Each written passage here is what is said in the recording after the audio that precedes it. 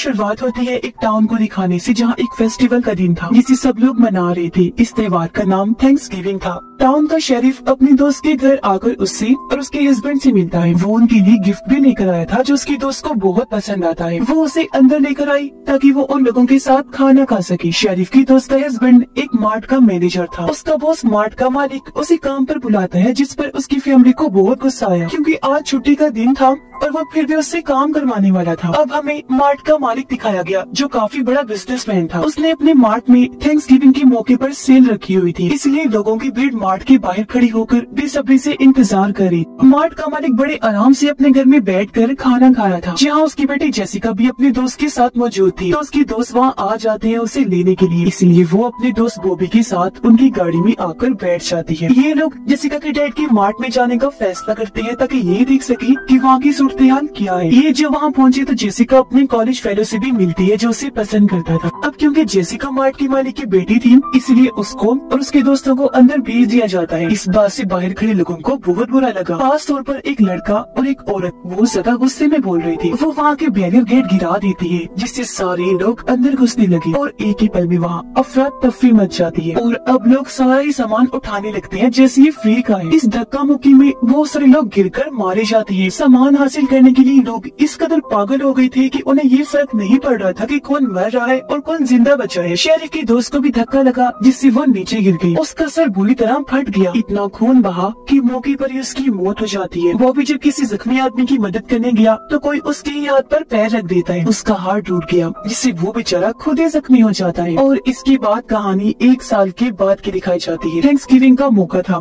सभी लोग काफी डरे हुए थे क्योंकि उन्हें लग रहा था कि जेसिका के डैड फिर से सेल लगाएंगे और पिछले साल की तरह इस साल भी मैसेकर शुरू हो जाएगा, यानी कत्ले आम। चीजों की लालच में आकर लोग मारे जाएंगे। जेसिका के दोस्त ने वीडियो बनाकर उसे इंटरनेट पर डाल दिया था जो काफी ज्यादा मशहूर हो गई थी। पर जेसिका के डैड अभी भी रुकने वाले नहीं थे। वो एक बार फिर मार्ट खोलकर सेल लगाने का फैसला करते हैं ताकि वो और ज्यादा पैसे कमा सके। पर बाकी लोगों की तरह जेसिका भी ये नहीं चाहती थी क्योंकि उसने मार्ट में अपनी आंखों से लोगों को मरते हुए देखा था। अब वो औरत जो पिछले साल सेल में सबसे ज्यादा गुस्सा थी, वो अब एक वेट्रेस बन गई थी। जहाँ उसके पास शेरिफ आकर बताते हैं कि इस टाउन में एक नया डेप्यूटी आने वाला है और अब जब डेप्यूटी यहाँ आए तो वो वहाँ पड़े एक मास्क को देखने लगते हैं। तब वेट्रेस उन्हें बताती है कि ये हमारे टाउन की सबसे पहले गवर्नर का मास्क है जिनका नाम जॉन था। वो बहुत अच्छे इंसान थे, इसलिए सारे लोग उनकी बहुत इज्जत करते हैं। उनकी याद में थैंक्सगिविंग के दिन हर कोई उनका मास्क लगाता है। अब जेसिका जब अपने दोस्तों के साथ थी तो उन सबके पास नोटिफिकेशन आता है। ये जब उसे चेक करते हैं तो देखते हैं कि उन सबको नोटिफिकेशन जॉन नाम के एक इंसान ने भेजा है और सभी दोस्तों को टैग किया है। उसने एक टेबल की तस्वीर भेजी है जिस पर इन सब का नाम लिखा हुआ था। अब उन्हें लगा कि शायद हमारे साथ कोई मजाक कर रहा है, इसलिए सभी इस चीज को नजरअंदाज कर देते हैं। तभी जेसिका की नजर जब बाहर पड़ी तो वहाँ गवर्नर जॉन का मास्क पहनकर एक आदमी खड़ा हुआ था जो उसे घूर रहा था, लेकिन अगले ही पल वहाँ से गायब हो जाता है। रात को जब वो वेट्रेस स्टोर बंद करने लगी जो उस सेल वाले दिन गुस्से में थी, तो वहाँ जॉन का मास्क देखती है। सोचने लगी कि भला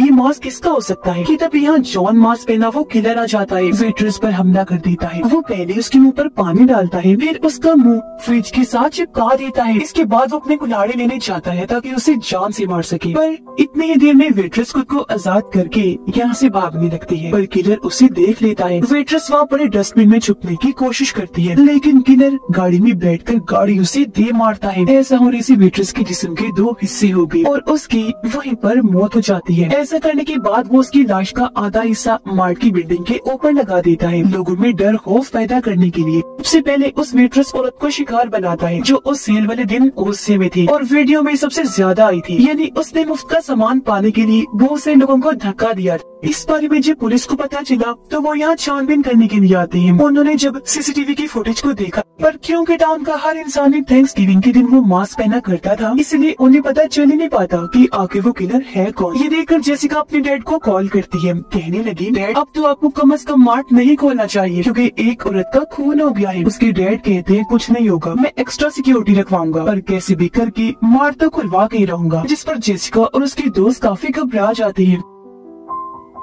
तभी उन्हें एक वेपन्स डीलर मिलता है। कहने लगा कि अगर तुम लोगों को गन्स या कोई और हथियार चाहिए तो मुझसे खरीद सकते हो। अब जेसिका और उसके दोस्त पुलिस स्टेशन गए। उन्हें बताने लगते हैं कि हमारे हिसाब से किलर उन लोगों को मार रहा है जो पिछले मैसेकर में शामिल थे। इस पर शेरिफ जेसिका को कहते हैं कि अगर तुम्हें ये लगता है तो उस मैसेकर की वीडियो फुटेज हमें लाकर दो, क्योंकि मैं जानता हूँ कि तुम्हारे डैड के पास वो मौजूद होगी। इससे ये होगा कि हमें पता चल जाएगा कि किसकी जान खतरे में है, तो हम उन लोगों को पहले आगाह कर देंगे। इस पर जेसिका उनकी मदद करने को तैयार हो जाती है। वो जब बाहर आई तो उसे बॉबी मिलता है, बताने लगी कि हम सबकी ये जान खतरे में है, इसलिए हम सब लोगों को एक साथ रहना होगा ताकि किलर हम तक ना पहुंच सके। अब रात के वक्त किलर एक गार्ड के घर गया जो उस दिन लोगों की भीड़ देखकर मार्ट से भाग गया था। किलर एक तेज नुकीली तार से उसका सर काट देता है, जिससे उसकी भयानक मौत हो जाती है। फिर वो उसके कटे हुए सर को बैग में रख के अपने साथ ले जाता है। अगले सुबह किलर एक बार फिर सभी दोस्तों को टैग करके उन्हें एक ही पोस्ट भेजता है, जो और कुछ नहीं बल्कि गार्ड का कटा हुआ सर था, जो उसे टेबल पर रखा हुआ था जहाँ इन सब दोस्तों के नाम लिखे हुए थे। इससे सभी लोग बहुत घबरा गए, क्योंकि समझ गए थे कि वो किलर हमें भी मार देगा। पुलिस काफी छानबीन करती है, लेकिन अब भी वो पता नहीं लगवा पाते कि आखिर किलर है कौन। अब जेसिका अपने डैड के लैपटॉप से मैसेकर वाले दिन की वीडियो फुटेज शेरिफ को चोरी चोरी भेज देती है। तब शेरिफ पता लगवाने की कोशिश करने लगता है कि किसकी जान खतरे में है और कौन महफूज है। एक तस्वीर में ये लोग जेसिका के दोस्त को देखते हैं जो उसी मरने वाले गार्ड के गले लगा हुआ था, जो देखकर इन्हें लगने लगता है कि जरूर जेसिका के उस दोस्त की जान को भी खतरा है। और वो किलर एक जिम ट्रेनर के पास जाता है जो भी उस दिन वहाँ मौजूद था। जिम ट्रेनर की दोस्त एक चीयर लीडर थी जो उसे अपने पास बुलाती है और जंपिंग पैड पर कूदने लगती है, पर तभी किलर जिम ट्रेनर की गर्दन मोड़ देता है। उसकी नाक से खून आने लगा, वहीं पर उसकी मौत हो जाती है। उसके दोस्त चीयर लीडर जब कूद रही थी तो किलर नीचे से उसे खंजर मार देता है। उसके जिस्म के 2 हिस्से हो गए, दर्दनाक उसकी भी मौत हो जाती है। इस हादसे के बाद कॉलेज को बंद कर दिया गया, जबकि जेसिका के 2 दोस्तों को कॉलेज में ही रुकने का कहा जाता है। वो दोनों जब अकेली थी तो किलर उन्हें अगवा कर देता है। फिर वो जाता है जेसिका के पास, उसे पकड़ने ही वाला था कि तभी वो यहाँ से भाग जाती है। वो जाकर मेकअप रूम में छुप गई, जिसे किलर हर जगह ढूंढने लगता है। पर जैसे मेकअप रूम के पास आया, जेसिका उसे स्प्रे मारकर यहाँ से भागने लगती है। पुलिस ने जब उसके चिल्लाने की आवाज सुनी तो फौरन आकर उसे बचा लेती है और इस तरह किलर जेसिका को नहीं मार पाता। अब जब बॉबी और जेसिका के क्लास फेलो को पता चला कि उस पर किलर ने हमला करने की कोशिश की थी, तो दोनों उससे मिलने आती है, पर यहाँ दोनों की हाथापाई हो जाती है। जेसिका उन्हें रोककर कहती है कि तुम दोनों ही मुझसे दूर रहो। जेसिका का एक दोस्त वेपन्स डीलर के पास जाकर उससे एक गन खरीदता है ताकि वो अपनी हिफाजत कर सके। अब जेसिका के दोस्त के घर में किलर घुस जाता है। वो पहले सिक्योरिटी गार्ड को मारता है, लेकिन जब उसके डैड किलर को देखते हैं तो वो उन्हें भी शूट करके मार देता है। सिर्फ जेसिका की दोस्त ही जिंदा बची थी, जिससे उसका दोस्त वीडियो कॉल करता है, पूछने लगा क्या तुम ठीक हो,